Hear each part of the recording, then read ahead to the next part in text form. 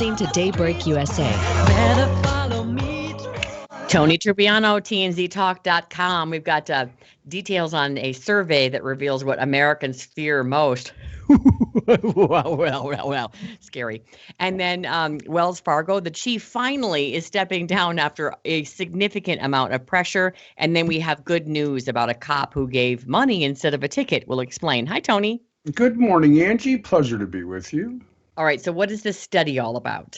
Well, just a survey. USA Today did a survey and asked the really voters what they're most afraid of. One of the things they fear. And interestingly, there are two terror items on that list, and not one, but two. And I understand that. I think that in some regards, I'm glad that Americans are paying attention. We do need to be aware of terror and the possibility that could happen on this soil once again. It would be ridiculous of us to think otherwise. But one of the items that was on that list really surprised me, and that was identity theft. Really? I went through that, as you guys know, a couple weeks ago with my tax returns. And by the way, the IRS could not have made that easier for me. Really? I never did follow up with you guys. Yeah, they were absolutely great. Angie, I was literally on the phone with them less than 10 minutes. And the reason was they had flagged that return as a possible fraudulent return, so they didn't process it. Okay, interesting. Yeah, but they're anyway, so used to people stealing people's IDs. That's why, by the way, we teamed up with ID Lion, so you hear a lot about them during our show. And so I saw like a 60 Minutes on one guy in particular that had been caught and done time, and he was explaining how simple it was to file with the IRS fraudulently and get all these returns. And he just had a P.O. box, and he'd go pick up his check. Right. And so anyway, as we take a look at the list, just very quickly, number one, corruption of government officials, which was the same as 2015. And the last one, number 10 on the list, interestingly enough, was the Affordable Care Act. And I wouldn't have guessed that. So it was an enlightening list. If people want to go to USA Today, they'll find the study there. But I thought it might be interesting for us to just chat about that this morning. Yeah, I think it's very interesting. I want to make sure we get to our good news. So let's quickly talk about that chairman and CEO of Wells Fargo. So many people, thousands, were fired underneath him for these phony accounts that were started by people. But they felt, a lot of people, myself, that John Stumpf, that he's up at the top, and somebody called for unrealistic amounts of accounts and upgrades to be given to people. There's a lot of pressure for the underlings per se to do that, and so they reacted in a way that was obviously not legal. But I felt he was responsible too. Well, in Congress, and I can do this very quickly, especially Senator Elizabeth Warren really raked him over the coals publicly, justifiably so. Anyway, he has resigned as CEO of Wells Fargo. He reportedly is not getting a golden parachute, which means he won't get a package, a financial package, now that he's leaving. But at the same time, he still has millions upon millions of dollars in stock that he gets to keep as he walks away. And there may be some legal action over that. And we're going to, Angie, continue to pay attention to this, because when you defraud so many good people without their knowledge, that is a crime. Yeah, I agree. But, they're always fine when they walk away because they've got, like you said, the millions in the bank per se. All right. Hayden Carlo, struggling dad, father, as many parents are doing, working hard at trying to keep the family fed. He didn't have the money to renew his car's registration, and he was pulled over. Take a listen. Hayden Carlo has been struggling to support his wife and two children. You get paid, pay your bills, there's your money, it's gone. It didn't help when the wily man was recently pulled over by Plano police for an expired registration sticker. Now, I said there's no explanation for why I haven't done it except for that I don't have the money. I said it was either feed my kids or get this registration done. The officer wrote a citation and handed it to the 25-year-old. Opened it up and there's a $100 bill. I was like, I broke down in my car. What else do you do? The officer never told anyone about the $100 gift. But Carlo's grandfather was so moved by the kind gesture, he wrote a letter to the department. I get emotional when we talk about this type of thing. You just don't find many officers do the type thing. The officer doesn't want to be identified, but his coworkers plan to honor him anyway.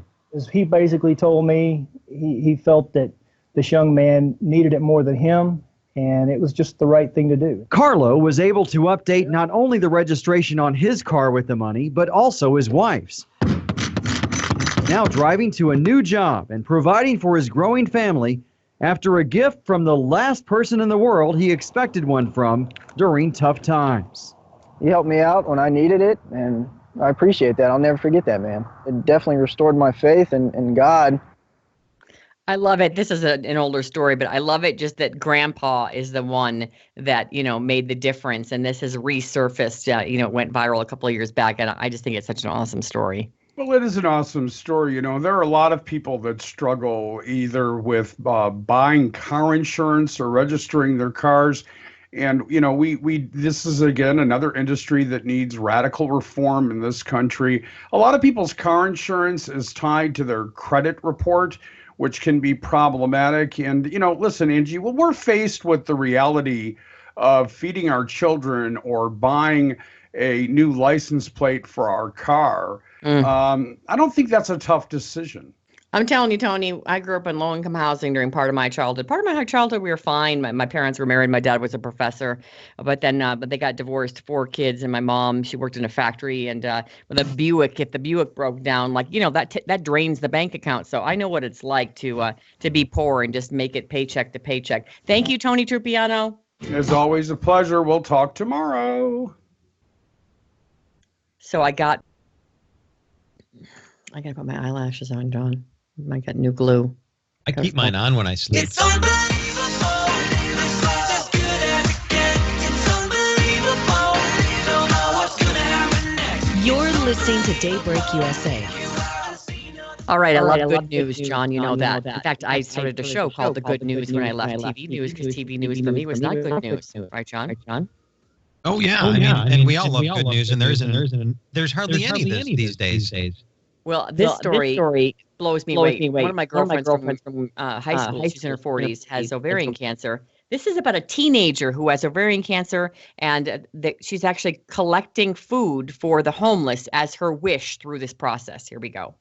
Today is a very overwhelming day, but it's an amazing day. That's because it's Emma's day. I can't believe this is happening. This is amazing. When Emma was 10 years old, she was diagnosed with ovarian cancer. For the last 3 years, she's been battling the disease. When Emma was told she qualified for a wish from the Make-A-Wish Foundation, she had a simple request. My wish is to feed the homeless. Emma had options to have things or go somewhere or really do anything for herself, but she chose to give back by giving to the hungry. Make-A-Wish says that this isn't very common. In fact, only about 1 out of every 100 wishes they grant involve giving back to other people. It is incredibly unique, and we are so thrilled that somebody is as kind and generous as Emma to want to give to others instead of have the wish granted for herself. Of all things, despite her siblings trying to get her to do other things, she chose to help the homeless.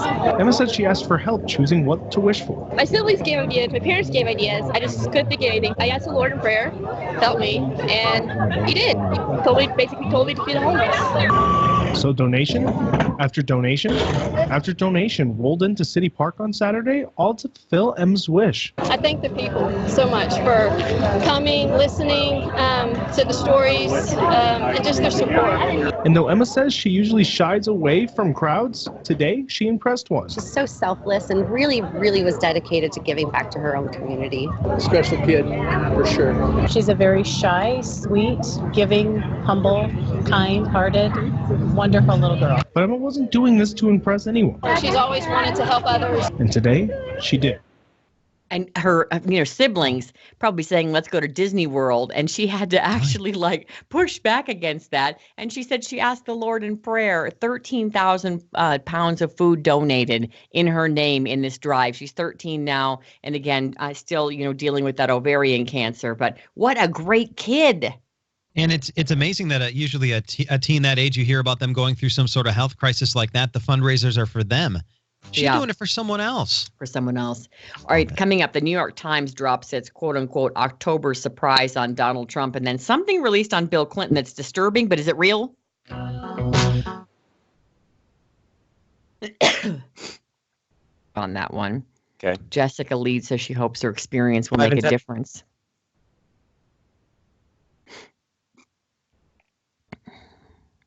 We're going 5.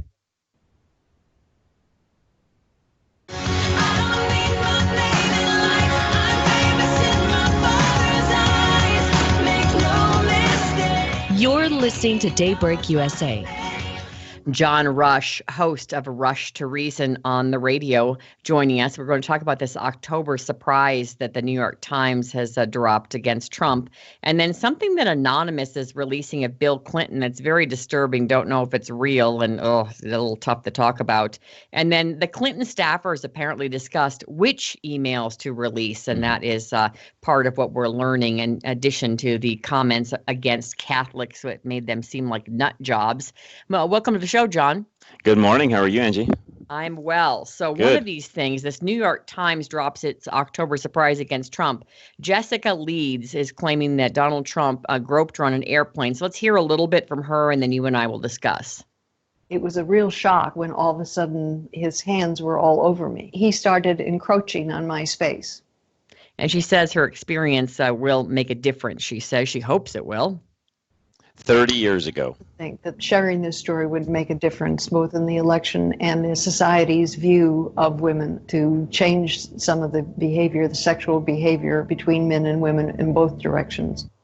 So 30 years ago, they were on a plane together, and she somehow knew it was Donald Trump next to her. 30 years ago, I have no idea. I don't think I would know who Donald Trump was. But anyway, she said she knew it was him, and that he, was handsy with her on the airplane 30 years ago. Is that right? That's the claim. And that's kind of weird, isn't it? Yeah, 30 years ago, just coming forward, right 26 days or so left before the election, and all of a sudden she's just popping up saying that he was groping her on an airplane. No offense, Angie, that one I don't believe at all. No, I think it's just completely fabricated to make him look bad. I would believe so, yes. Just a big old fake. It seems strange to me that you never file anything, you never say anything. All this time he's been running, and then just less than a month before the election. Oh, by the way, I remember now. 30 years ago, I sat next to this guy, and I think it was Donald Trump, and he was very handsy with me. And he's been a billionaire for how long now? You and I both know that if she thought there was something she could gain from him monetarily speaking, she would have done that by now. So this is a political ploy by the Clinton party. That's all this is, or the Clinton regime, let's call it. That's all this is. So WikiLeaks is dropping 1,200 more emails today. And one thing we're finding out is that Clinton staffers discussed which emails to release. Let's talk about that. Yeah, they were pretty methodical in which ones they wanted to release to the FBI, DOJ. And, of course, that's a whole nother story in and of itself as to why they haven't been prosecuted over any of that. But, yeah, that's exactly what they did. They discussed which ones they were going to release, which ones they were not going to release.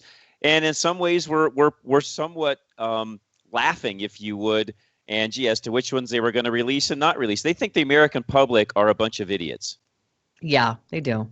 Well, and, it's interesting because there's a very much a politically correct, a little bit of the left at times. Like, we're above any kind of mocking, and the calls of other people being racist. And the email that talks about Catholics says, and a lot of the websites I've read about it are very, they don't use the worst out of the email. They'll say, the lightest little, snippet. But they said that Catholicism, it's an amazing bastardization of the faith. Right. They must be attracted to the systematic thought and severely backwards gender relations and must be totally unaware of Christian democracy. And then they make fun of Rupert Murdoch and Robert Thompson, managing editor of the Wall Street Journal, raising their kids Catholic and making fun of them, getting them baptized where John the Baptist baptized Jesus. So it wasn't just like, oh, Catholicism's a little weird. I mean, they made him seem like nut jobs. And we did a conference call yesterday, John and I, with Newt Gingrich, a lot of the higher ups in the Catholic Church, and Kellyanne, Trump's right-hand woman, and they were all very offended. If I was a Catholic, frankly, I'm not a Catholic, Angie. You know that. I'm offended, and I'm not even a Catholic. I'm offended just at some of the things they said. One of the other quotes they had was, their rich friends wouldn't understand if they became evangelicals. They're just bashing the entire Christian faith, not just the Catholic side, but all of us. Yeah, it They was definitely. think we're all whacked, is what they're thinking. That's really what they're saying. Right, those crazy Christians. Right. right. Yeah, that's pretty much what it's saying. All right. In terms of dropping additional emails, anything good coming out that you're seeing? I know the Drudge Report is listing some of the topics on these emails. What's really standing out to you over the last couple of days? I've been reading through them, and other than this Catholic side of the fence and the fact that they picked which emails to release, I don't really see any other huge smoking guns. There's just a lot of banter going back and forth inside the Clinton administration. And in some ways, you can see how nervous she was about certain things. And she's one way to the public, one way private. That is very, very prominent in these emails. Other than that, and honestly, there's so many. I haven't had time to scour all but just a few. I guess we'll see in the next day or two what other kind of smoking guns there may be. But frankly, Angie, don't hold your breath. I don't think there's a lot there that's going to affect her when it comes to the next 25 days. Okay, I don't want to get too much into this yet because I'm not sure what I think about it. Anonymous says that they are going to release that hacking group. They wear the masks. Yes. Video of Bill Clinton sexually assaulting a 13-year-old. Correct. And I'm not sure. Are you feeling that this is a legit release, or is this a little shady? I don't know. And they're an interesting group. They've done some things in the past, and they've done some hacking things. They've shut some things down in the past. Time will tell. They claim that they have got a video of Bill Clinton assaulting a 13-year-old on the Lolita jet from Epstein, where they all went on these porn parties, basically. Right. So that's where this video would be coming from. So in that case, it would not surprise me if they don't have video of Bill Clinton doing such, because there were a lot of underage girls on these flights. Yeah, that's why Epstein did time because of that. Right. He's a convicted pedophile. All right, Rush to Reason, John Rush. Thank you, John. You're very welcome. Take care. All right, entertainment news now with Ben Olson. Hi, Ben. Good morning, Angie. Here's what's happening. Tommy Ford, who played Tommy on the 90s show Martin, has died. Ford played Martin Lawrence's best friend for 5 seasons on the show. Ford passed away yesterday in an Atlanta hospital. He'd been on life support after an aneurysm ruptured in his abdomen. Ford was hospitalized on Sunday, but after his health continued to decline, his family decided to turn off life support. He was 52. Michael Jackson is by far the highest-earning dead celebrity. Forbes put the late king of pop with an estimated take of $825 million in 2016. Much of that was gained when Jackson's estate sold his remaining half in the Beatles' music catalog to Sony earlier this year. Peanuts creator Charles Schultz placed a distant second with $48 million in earnings. Arnold Palmer, Elvis Presley, and Prince round out the top 5. Janet Jackson is finally officially confirming that she's pregnant. Reports of the singer's pregnancy began surfacing in May after she said she was postponing a world tour so she could plan a family with her husband. The 50-year-old singer has now confirmed her pregnancy by showing off a baby bump on People.com. QSA. Thank you very much, Ben Olson. All right, coming up, we've got some of the news topics with Chris Barnes and John DeMaster. What? Well, 2 strangers in a drone help rescue a veteran trapped by flooding in North Carolina. That's pretty wild. And then imagine being on a flight and you have to stay next to a dead passenger? What?